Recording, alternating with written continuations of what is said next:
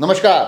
विधानसभा चुनाव संपन्न हुए, अब बारी लोकसभा की है और राजसमंद में भी लोकसभा चुनाव के लिए कई चेहरे अपनी अपनी तैयारियां कर रहे हैं। हालांकि जो चेहरे तैयारी कर रहे हैं उसमें भारतीय जनता पार्टी से ज़्यादा है, कांग्रेस से थोड़े कम है।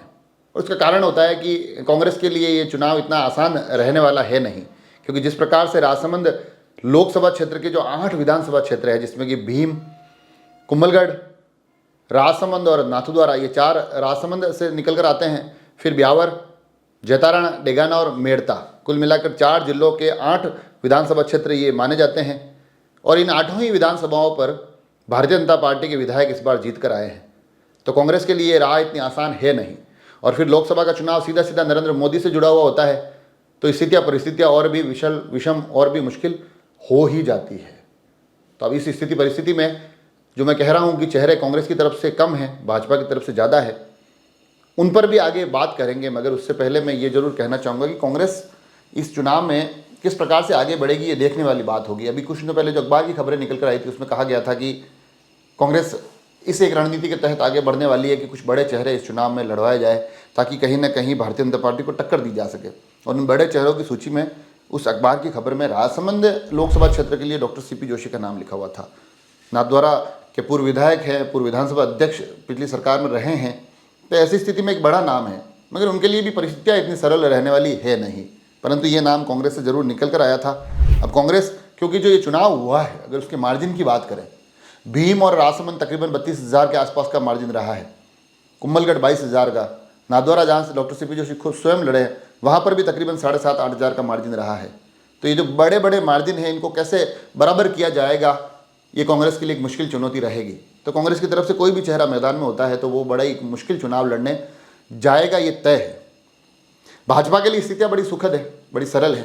हालांकि वहाँ दावेदारों की सूची बड़ी लंबी है। बताया जा रहा है कि विधायकों की दावेदारियों के क्रम में जितने नाम कटे हैं, उनमें से अधिकांश को यह आश्वासन दिया गया था कि आपको लोकसभा का चुनाव लड़वाया जाएगा।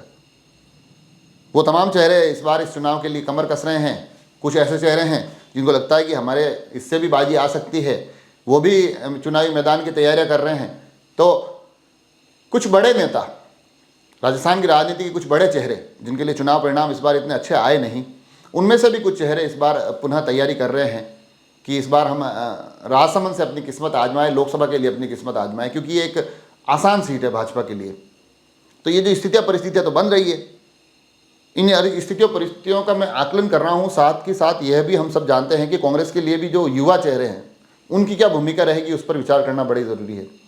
युवा चेहरों की फहरिस्त में नाथद्वारा से भी कुछ चेहरे निकल कर आते हैं। युवा चेहरों की फहरिस्त में राजसमंद से भी, चाहे नगर परिषद चेयरमैन मान लीजिए, चाहे एक चेहरा जो बड़ी गायब रहा बीच में, महेश प्रताप सिंह, उनको मान लीजिए, फिर चाहे आदित्य प्रताप सिंह मान लीजिए।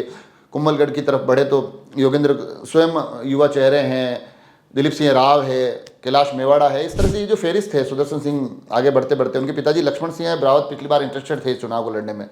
तो ये पूरी टीम करती किसे, काम किस प्रकार से करती है, ये बहुत महत्वपूर्ण चीज़ हो जाएगी। ये युवा किस तरह से इस चुनाव में अपने प्रत्याशी के लिए लगते हैं, ये बहुत महत्वपूर्ण बात हो जाएगी। राजसमंद से भी ऐसे ही एक बड़ी लिस्ट है। मगर मैं इस एपिसोड के माध्यम से भाजपा और कांग्रेस की लोकसभा की बात तो आप तक पहुंचा ही रहा हूँ। साथ ही एक आग्रह भी आपसे करना चाहता हूँ कि बहुत जल्द आगे आने वाले कुछ एक दिनों में मैं कांग्रेस और भाजपा के ऐसे चेहरों की सूची आप तक लेकर आऊँगा जो कि प्रत्याशी या माफ़ कीजिए दावेदार हो सकते हैं। आपके जहन में, आपके दिमाग में ऐसे कुछ चेहरे हो जो आपको लग रहा हो कि हाँ, ये चेहरे चुनाव के लिए माकूल हैं, इनको लोकसभा के चुनाव में दावेदारी करनी चाहिए, या फिर कि हाँ, ये चेहरे चुनाव लड़ने के इच्छुक हैं, तो मुझ तक खबर ज़रूर भेजिए। मैं कोशिश करूँगा कि उन चेहरों को उनके प्लस माइनस दोनों ही पहलुओं के साथ आप लोगों तक पहुँचा सकूँ। राजसमंद लोकसभा को लेकर आपके विचार क्या हैं, आपकी क्या आकलन क्या है, वो भी मुझ तक पहुँचाइए। वो भी मैं उस पर भी एक एपिसोड बनाने की कोशिश करूँगा। मैं इस एपिसोड में कोशिश कर रहा हूँ कि यहाँ की थोड़ी सी आगामी परिस्थितियों को, लोकसभा क्षेत्र की परिस्थितियों को आप तक पहुँचा सकूँ। और उसमें जो सबसे महत्वपूर्ण बिंदु निकल कर आया है वो यही है कि कांग्रेस के लिए मुश्किल है, भाजपा के लिए काफ़ी चीज़ें आसान है, क्योंकि 8 के 8 विधायक भारतीय जनता पार्टी से जीत कर गए हैं। पिछली जीत का मार्जिन अपने आप में बहुत बड़ा था। आप सब लोग जुड़े रहें राजसमंद एक्सप्रेस से। धन्यवाद।